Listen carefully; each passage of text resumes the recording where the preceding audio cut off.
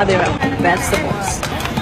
And the more you eat, the more it's become tasty and you keep on, asking for it. What this farmer in Hawaii is talking about is not a vegetable, it's a tree. And while Vicky Domingo says it has an unusual flavor, there's more to this tree than meets the taste buds.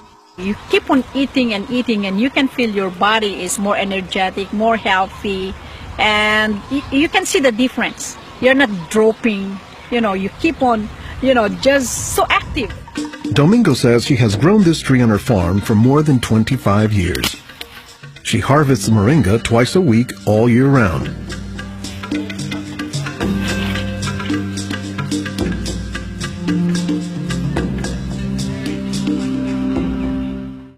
Domingo says there are many nutritional and medicinal uses for moringa. All parts of the tree are usable, from the roots to the stem, to the leaves, to the flowers, and to the pod. The roots, you can use that as a tea. And then the trunk, you can scrape it, squeeze it, get the juice, put in your cut skin, and your skin will heal. Dr. Will McClatchy is an ethnobotanist at the University of Hawaii. He studies the ways that humans interact with plants.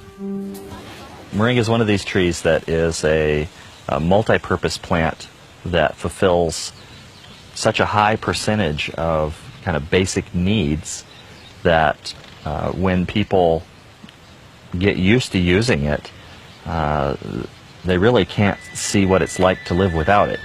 And many cultures don't. Today, moringa is used as a remedy and, in essence, a multivitamin in many of the world's warmest regions. Moringa is used widely in Africa and South Asia, and it's been introduced into South America and Central America, where it's also being used. So, this is not just a plant of a single community.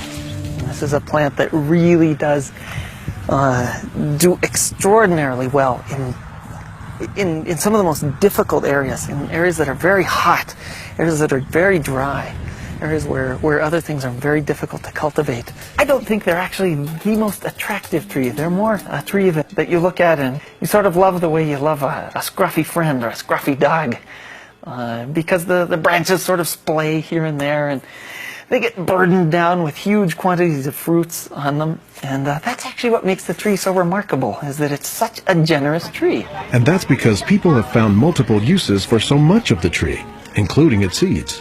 They're full of oil.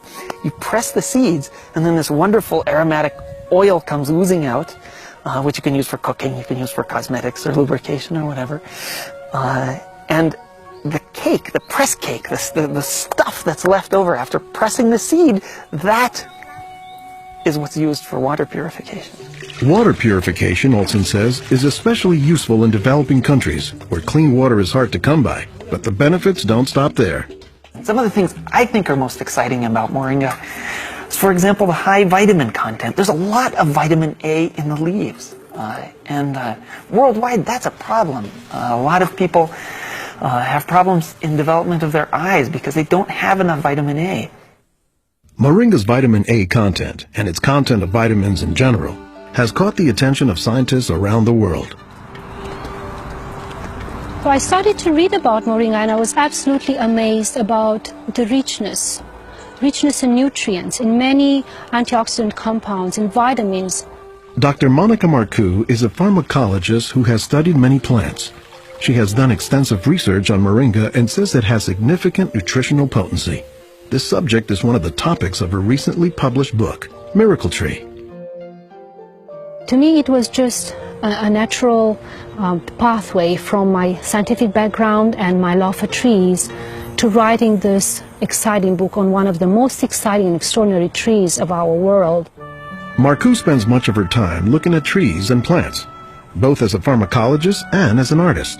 While Marcoux, the nature photographer, is grabbing shots of plants, Marcoux, the pharmacologist, says she has a bigger concern.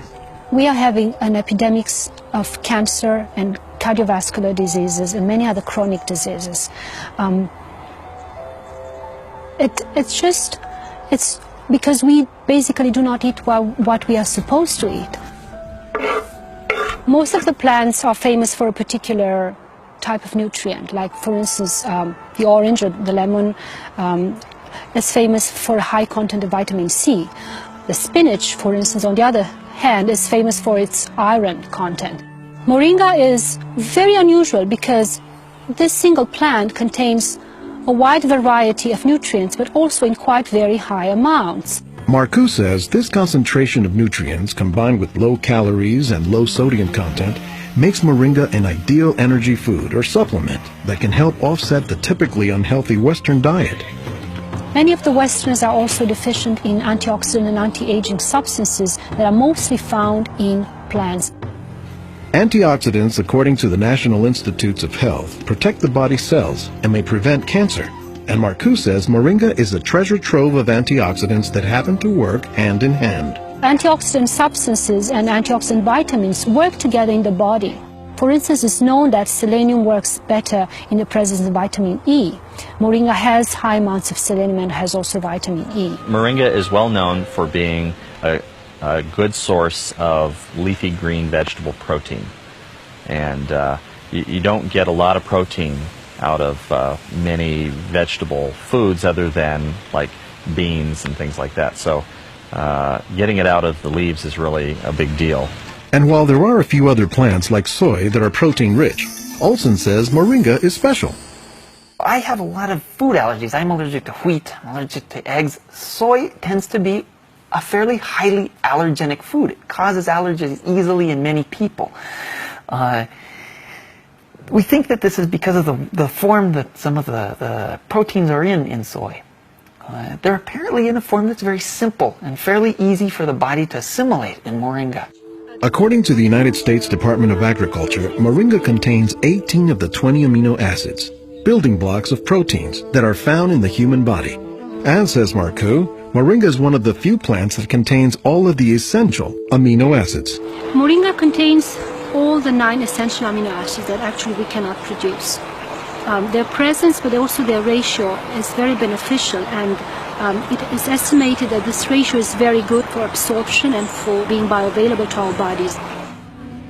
In most of sub-Saharan Africa, any baby has a 20% chance of dying before he reaches the age of 5. In some countries, up to 40%. And even those who survive past the age of 5, up to half or more will suffer from malnourished physical and mental development. As the former regional representative for Church World Service in Senegal for 16 years, it was Lowell Fugley's mission to help local clinics develop ways to save children at risk to malnutrition. So Fugley went to work, both planting moringa trees and, more importantly, educating healthcare workers on how moringa can help stave off malnutrition.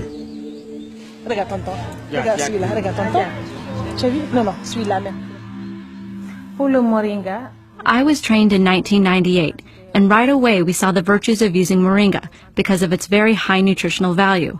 So we began using it right away on an experimental basis. Healthcare workers learned to grow their own moringa trees, dry the leaves, and pound them into powder, maintaining all the nutrients. Nursing mothers were taught to add a spoonful of moringa to their food morning, day, and night to increase their milk production. They were also told to add moringa to all of their family's meals.